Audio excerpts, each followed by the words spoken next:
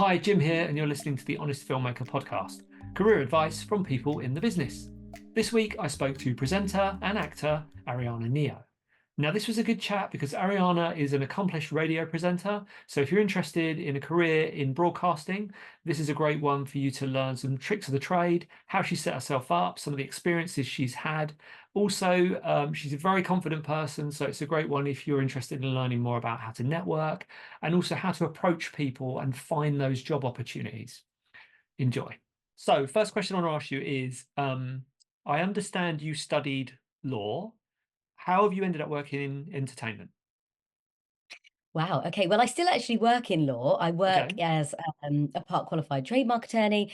And if I'm honest, I love it, but also I just like the money. So, as you all know, in creative industries, as we all know, it's difficult. You're creating things all the time. Work is ad hoc, and I work in free as a freelancer. So, yeah, that's why I work in law. Did criminology degree, and then I still work in law because when it was COVID, I kind of felt like I had to go dip back in. And I kind of self-qualified myself, put myself through all the first initial exams. And yeah, that's why I still work in law. Okay. No, that's I cool. think, yeah. And so radio presenting, how did you get into that? So I got into that through community radio when I was, I'm going to say 18, 19, quite young, but it's obviously still young, so it's not very long ago. Um, and I've been part of them for a long, long time. And everyone says to me, "Why are you still part of that community station, even though I work for BBC?" Global brands and things like that. And I think it's like a family, and I trained there. I did my MVQ in broadcasting and things like that. That's how we started, and you get your initial experience. Mm. And I've stayed there ever since. But banging on the doors of all the drums that I have, finally got into BBC in 2017, 18, as a journalism coordinator. And that's kind of where it's gone from there. Right. Okay. And my when I think of being a radio host, this isn't like being a radio host, but I would immediately panic and not have anything to say and run out of chit chat. How do you get past that? Where's that come from? Well, if you're doing an actual show, majority of it is scripted. You have a little timer and you've got little segments and you might have interviews. If you're interviewing and it's, off the cuff and you don't want to have preset questions and things like that, you just have to do your research. I think just always research. If I'm doing, on location things where you don't know who you're going to speak to, you just kind of get a broad like assignment or research of like the industry or whatever it is, and then you just have to go with it and just hope it goes well. Yeah. And experience, it does all come with experience. Comes with experience. And is there a difference in the way that you chat to your friends? And is there a different version of Ariana on the radio or performing? I would say yes to a certain extent. Obviously, I'm more filtered. I mean, I'm not going to be as rude as I normally am, Yep. or you have to be a bit more watch what you're saying and things like that. And obviously, you've Mm. got processes. Um, Ariana with her friends is very like party animal, like larger than life, always laughing. So sometimes you do have to kind of rein that in, especially if it's a serious topic, get all the questions done. And yeah, you just got to feel what's going on and, sense the tone. There's the tone. And Yeah. so you've done your research, but if going back to the beginning, if I wanted to become a radio presenter now, obviously I could join a community radio or like a hospital radio, something like that. Is there anything Yeah. else I can do? Should I practice at home? How should I kind of Yeah. learn those skills? 100% practice at home. Make tapes of yourself, make demos for yourself, listen to other shows, or listen to a presenter that you really want to be like, or that you think you can be better than, or whatever it is. Take little bits of, nuggets of information, see how they flow into a song, see what every station is different as well. So if it's like a BBC station, they'll have set jingles compared to, say, Heart and Capital, which will have their own processes. So make sure you tailor every demo and everything to that. It's definitely practice. Mm. Get podcasting, get YouTubing, get out in the streets and do boxes. You've got to really push yourself out your comfort zone. Yes. And talk to as many people as you can. Networking is huge. And yeah, just definitely community and hospital radio and things like that. You need the experience to show any other brands. Yes, if you're a celeb or something, they do just overtake, but Mm. that's just the industry. Mm. So yeah, if you're an amateur, then you just got to get practicing. I'll get press in. And you mentioned networking there because that's sort of a big part of the industry. And I assume you're a good person at that because I've seen you on a film set, and boom, day one, everybody knows who you are. Is So that a good thing? yeah, no, it's a good thing. So what tips have you got for networking? Again, you've just got to put yourself out there. You really have to be out of your comfort zone. I find it very easy to just walk into a room not knowing anyone and I'll just go and speak to someone because I Mm, know everyone else is uncomfortable. So I'm that person that kind of just goes and speaks to everyone. But it does again come with practice. I used to work for a bank, and the whole premise of it was business development and networking and going across the south of England and talking to people you didn't know. So I think again that's kind of practice in that sense. But you just have to do it because what's the worst that can happen? yeah, very true. And have you got a standard opener or not? Have you got something you go to? Oh God, I'm not like one of those business people, no. No, but I But wonder if because like when we're in Cannes at the film festival, you can always go, "How's your festival going?" And that's kind of like your little yeah, in without going, "Excuse me, I am." So have you got something yeah. how do you, or do you, have you got like an You know intro? what? It's very easy just to be like, "Oh, hi, my name's Ariana. What's yours?" Wow, why haven't I tried that? How long have you been in the industry for? Make sure you say Jim. Yeah. How long have you been in the industry for? Or if you like someone's outfit, or you just Mm, recognizing, or there's something funny's happened and you want to mention it. It really is just a normal conversation. I think people find it really unusual, but like to just you're just talking to somebody that you would in the street. I just don't. Maybe it's just alien to me to not understand how you can't speak to somebody new. yeah. Yeah, I mean, it can be intimidating, and I think if Yeah. you're someone who's used to being behind the camera, Mhm. it is intimidating, and you kind of need to develop, like you say, that ability to just put yourself out there, not panic. No one's gonna tell you to bugger off. Do you know what I mean? Most people have a conversation with you, and most people are sort of in those places to network anyway. So it's a good opportunity. Yes, exactly. And if they do want to tell you to bugger off, then just sense the tone. If they're rude, Mm, just turn around, speak to somebody else. yeah. So going back to the radio stuff, what's the and you said you did a qualification in that. Yeah. How important is the technical side to you? To learning, like, are all the buttons the same when you go into a radio studio, or do you have to kind of sit down and Um, get taught them every time? Depending on the brand, so BBC, yes, they are similar across the board. Mm, Global, I assume so, but I've only really done one location for them. So I think learning the technical is always really good. And I think when I was a producer for the Early Late Show on BBC Solent, what I found really, really useful was you know how it works. So then when you have your own show, you know what needs to be done. If you need to quickly edit whilst you're on air, it can happen. You can quickly do it, and you know how to fix things. And if there is a big crash of the system, I just think it's better to be a well-rounded person. You can present, you can produce, you can create. You're kind of more in demand, and you make yourself, they used to say like a triple threat when it's like dancing, singing, and acting. But mm. like if you're like a presenter producer and you can also write scripts and you can also sort out all the buttons, as you say, I think it just makes you more attractive to companies or to brands to use, and they know that they can rely on you. Yeah, yeah, that makes sense. So the other thing you do is presenting, and I've seen you in front of thousands of people, Christmas openings, corporate events, all that malarkey. Did that just kind of evolve out of the radio, or is that something you pursued? Bit of both, I think. I think having the radios helped, but again, it's always just been me banging on the door, like asking people, "Can I do this? Can I do this?" Sending demos, sending videos. It's constant. I still do it now. Like it's relentless, to be honest. And you have those moments where you think, "What am I doing with my life? Like, why am I doing this?" But yeah, it just happens. And I happened to work for the Bid in Southampton, and then because they know I host, they said, "Would you like to host the Christmas market?" And I thought, wow, the light switch on. I thought that would be amazing to do. Very nervous at the time, but it was really, really fun. And again, you just got to put yourself out there. And I think if people don't know you want to do it, and that you also don't have copies of your work or examples of your work, then you're not going to get the job, are you? So you literally just have to put yourself out there. If that's what you want to do, you need to be confident about it. You can't be all timid and shy. So it does come with practice. Yeah. Yeah.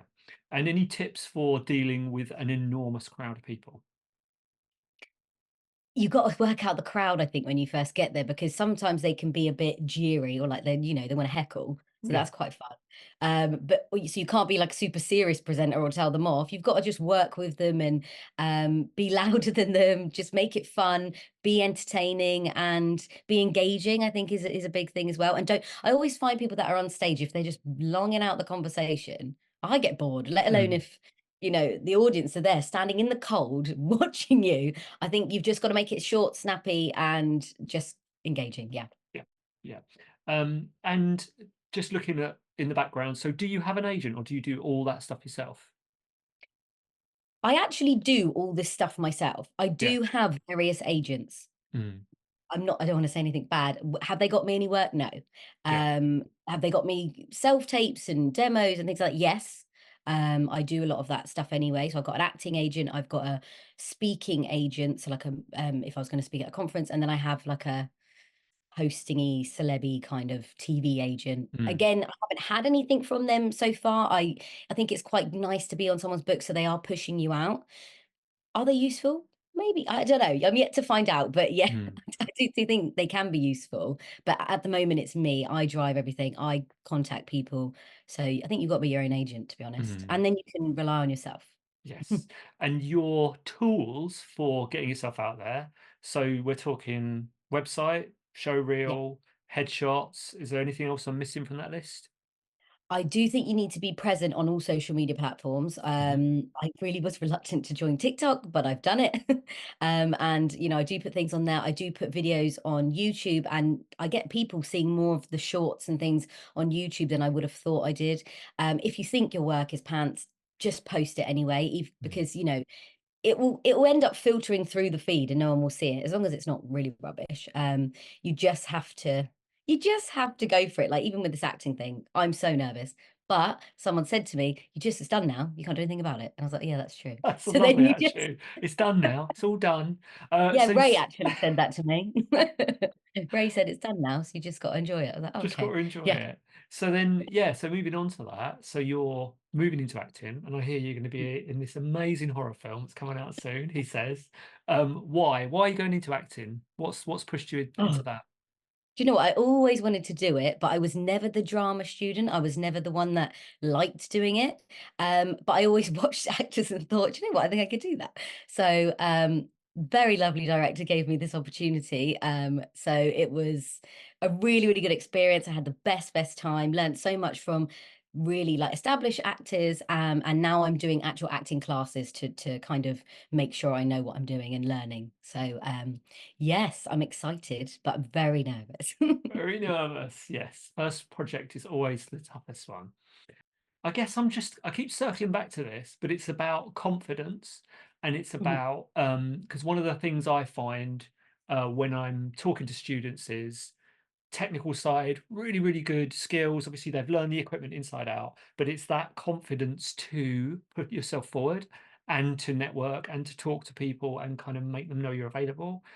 Is there anything people can do to get that confidence, build that confidence up? If it's, say, through emails and stuff and trying to contact people that way, I would say to make it easier for you, make a template, have all your links already preset, have like some videos, have some material, because I already have that just Mm. because it's easier and it's quicker. So when people ask you for all your links, it's there, you can send it. Obviously, tailor every email because that would be ridiculous if you didn't. But if it's in person, you do just need to network more, speak to more people. Just if you put yourself out there, you'll see how many other people who are even taking the class or doing the presentation, how nervous they actually are. And actually everyone starts from somewhere. um and sometimes it is life experience. If you're a little bit older, maybe you've dealt with more things in your life, you might be a bit more confident, Mm. with like pushbacks and rebuttals and things like that, whereas some people could just be shy and timid in themselves. So you can't change your personality. Yeah. I'm not going to say if you're not a confident person, then you can't do it. You just have to work on yourself, whether it's do some meditation, do some whatever you need to do to get into a zone.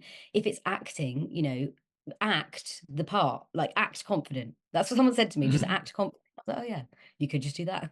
So yeah, I think if you're more of a technical person and you want to get on the front side of the camera, talk to more people that are on that side, start looking at it from a different perspective instead of just obviously being on, the behind the scenes, Mm, look on the other way and think, how can you not like copy them, but because obviously everyone's got their own style, but you've got to emulate a little bit of what they're doing. What is it that they're doing? Are they frantically reading and then suddenly they come different on the camera, or are they just naturally good on the camera? Some people are very different, mm. and they do switch it on, which I don't know, some people do, which is interesting, but I can't really switch it on into a different character. I can switch on and be professional.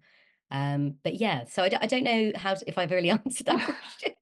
So we talked about you do your hospital radio, you do your community radio stuff, you get your show reel together.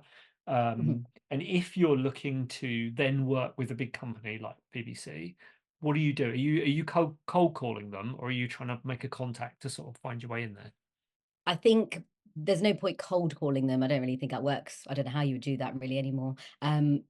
Apply on the BBC website. They always have jobs. It's ridiculous. So even if they say once you get in, you can move around. Yes, you can, but it depends on what part you're in. So, Mm, for example, BBC Solent, there are different departments within there, so you probably can move around because they're quite joined up together. If it's something in network, so I work for BBC Network and One Extras, all on the same floor, but then I don't do much with Radio One, even though I'm on the freelance books. You could move to a different department, but again, you're going to have to apply within. You'll get the internal emails to tell you jobs have come up, so that's quite a good idea. And if I want a job, I would normally contact the person they say on the email.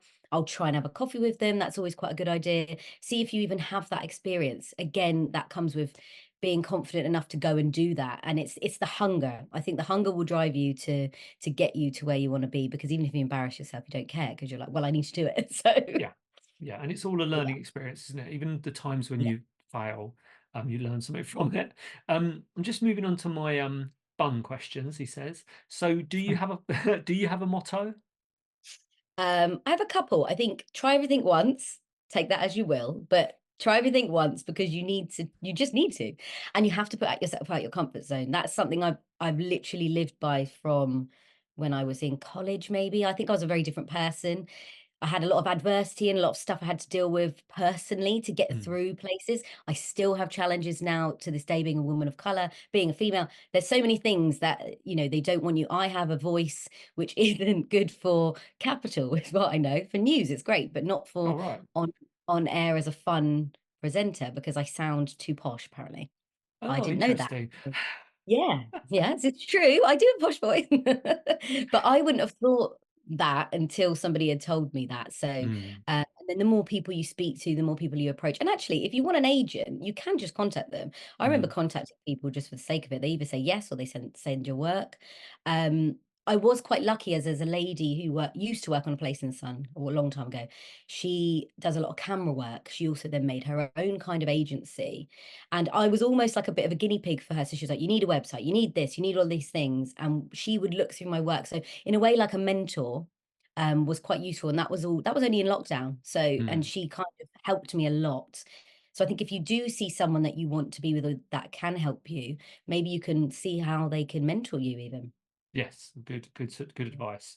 Who is your TV or radio presenter idol? Who do you really admire? Who do you aspire to be like? Oh, it changes. So I have different people. So I love AJ Adudu at the moment. I love everything she's doing, and I can see how much she's coming through the ranks. I love her. I like some mainstream presenters because I just like the work that they're doing. Whether I like them as a presenter is different. Like I love Mm, Alison Hammond just because she is a laugh. yeah. And I love the show that she works on. But yeah, Davina McCall used to be a big one when I was younger, watching the Big Brother shows and stuff. I think it just changes. Mine changes a lot because sometimes they might do a show you think, "Oh, why have they done that?" Um, but yeah, mine varies. Mine varies. I hope you enjoyed this week's episode. If you want more advice from industry professionals who are out there at the moment working, or you just want to listen to some cool stories from film sets from around the world, then please do subscribe.